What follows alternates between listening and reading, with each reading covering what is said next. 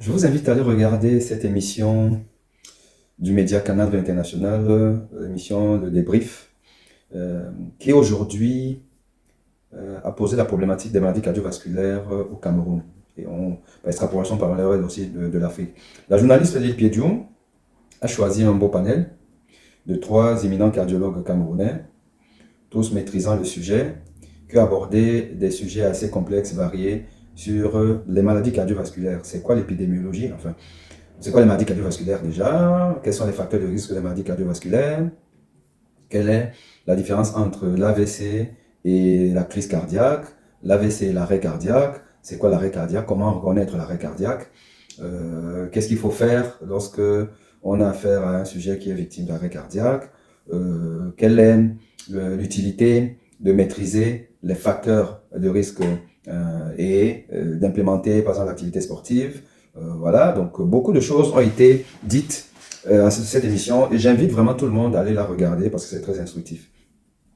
Alors, j'apporterai juste 2 petits commentaires sur 2 interventions de l'aîné, le docteur Moncam d'une part et du docteur Marie-Sola Ndom d'autre part, concernant l'arrêt cardiaque. Et je vais vous faire écouter déjà la question et l'intervention du docteur Ndom. Voilà, on écoute et après je vais apporter un petit commentaire qui est en fait un rajout, voilà, sur ce qui a été dit. Allez, on écoute. De la prévention, il est important qu'on mette un accent dessus parce que quels qu'en soient les gestes qui sont faits ici ou ailleurs, le pourcentage de récupération est très faible. Qu'il y ait un défibrillateur automatique externe ou qu'il y ait des ressources médicales expertes, la rapidité ou la gravité de cette affection fait que le pronostic est très réservé. Seuls 15% de personnes vont être ressuscitées. On parle de ressusciter. Après un arrêt cardiaque, après une mort subite, bien réanimé. Alors, je vous dis que le docteur Ndom, elle a été même très gentille, très optimiste en parlant de 15% des patients, enfin des victimes d'arrêt cardiaque qui sont finalement récupérées. Parce que ça, c'est dans le meilleur des scénarios. Dans les contrées, les pays où la chaîne de la prise en charge, la chaîne des urgences, la chaîne de la réanimation avec un service d'urgence, de SAMU, d'appel, vraiment assez abouti. Quand on a 15%, on est plutôt content. Parce que les données parlent même de 2 en fait à 50%. Donc 2% dans certaines contrées où c'est plutôt assez primitif en termes de prise en charge. Voilà. Mais il y a même des endroits où c'est 0%. 0% de récupération des arrêts extra-hospitalières. C'est-à-dire que vous avez un problème en route, à la maison et tout. Qu'est-ce qu'on fait? 0%. Au Cameroun, c'est 0%. Ça, c'est une étude que nous avons faite dans la ville de Douala, qui est une étude sur l'incidence de la mort subite cardiaque en population générale, dans la ville de Douala. Première étude africaine de ce design-là, c'est 0%. Mais il y a aussi des études dans plusieurs pays, surtout dans les services d'urgence en Afrique, où c'est 0%. Les auteurs sud-africains avaient mis en évidence une étude qui avait été colligée dans plusieurs services d'urgence de plusieurs pays africains. Donc 0%. Donc vous comprenez que la situation est grave. Mais, ce qu'il faut dire, c'est que l'exemple qu'il faut copier, c'est l'exemple de Seattle. Le Global Alliance of Seattle, Seattle qui est une ville aux États-Unis, qui a mis en place une chaîne d'espoir de ressuscitation qui est assez efficiente, où le timing entre l'arrêt, l'appel par des témoins et l'arrivée des secours est le plus réduit possible, au point où on finit toujours par récupérer. Parce qu'il y a quelque chose qui est fondamental dans l'arrêt cardiaque. Plus tôt on intervient, mieux est le pronostic. Plus tôt on intervient, plus tôt on reconnaît l'arrêt et on commence à faire le massage cardiaque après avoir appelé les secours, mieux est le pronostic. Et si les Américains de Seattle l'ont fait, 50% de récupération, vous imaginez que it is achievable.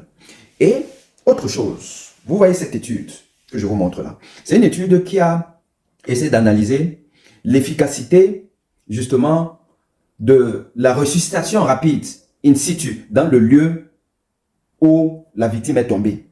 Une ressuscitation et puis un transport médicalisé vers les hôpitaux. Quel est le outcome, c'est-à-dire que quel est le devenir des patients? Et il se trouve que un peu plus de la moitié des gens ont été transportés quand ils n'avaient pas encore retrouvé leur esprit. C'est ce qu'on appelle le ROSC. ROSC en anglais, c'est Return of Spontaneous Conscientiousness. Le retour à une conscience spontanée. Le retour à une conscience spontanée en cas d'arrêt cardiaque est dû, c'est grâce, la plupart du temps, à la réanimation. Parce que si on ne réanime pas un arrêt cardiaque, le cœur ne va pas repartir. Et donc, il a été démontré que les personnes qui étaient mises dans le camion, alors qu'elles étaient toujours inconscientes, personnes mises dans le camion, transportées à l'hôpital, et à l'hôpital, on va continuer la réanimation. Il n'y a que 8% de gens qui sortaient de l'hôpital vivants, ou qui vivaient après être sortis de l'hôpital. C'est-à-dire que finalement, on va même récupérer les gens, mais ils sortiront morts finalement, ils vont décéder rapidement ou ils seront neuneux.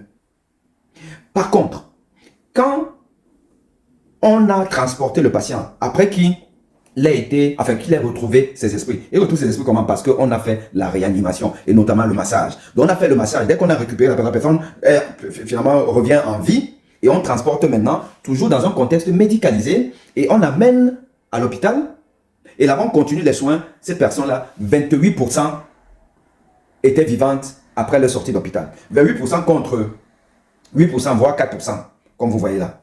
Vous voyez la différence. La différence est statistiquement très significative. La leçon, c'est quoi? La leçon, c'est que plus tôt on réanime le malade, plus il a de chances. Parce que chaque minute de perdu sans réanimation, c'est 10% de chance en moins de récupérer le malade. Donc, au bout de 10 minutes, rien. Mais au bout de 8 minutes, si vous récupérez même, le malade sera neuneux parce que tous les neurones seront grillés dans la tête, puisqu'il n'y a pas le sang qui arrive dans la tête. La leçon, c'est que le message a passé. Soyons ambitieux. Ne disons pas, gens, que quel que soit ce qu'on peut faire, il n'y a que 15%. Non. Les Américains nous ont prouvé qu'il peut y avoir 50%. Et 50% de gens, un malade se doit récupérer. Alors qu'au Cameroun et dans plusieurs pays africains, c'est 0 malade. Vous voyez que la différence est énorme. Donc, il faut mettre en place l'éducation des populations au massage cardiaque. On va masser, on va masser, on va masser, on va masser, on va masser, on va masser, et tout. On appelle les secours arrivent, on a bien massé, on a appris à masser. Le malade va revenir par lui, le SAMU est arrivé, on a appelé le défibrillateur, on a regardé, on a mis dans le camion, on a emporté à l'hôpital. Il arrive à l'hôpital, quand il est dans le camion, déjà en vie, il a retrouvé ses esprits. Celui-là, il a toutes les chances de sortir de l'hôpital après en vie. Ça, c'est le message qu'il faut passer. Je vous parlerai maintenant dans une seconde vidéo pour ne pas être long ici là, de l'intervention du Dr Monkam, ce qu'il a dit et comment est-ce que je commente ça. À très bientôt.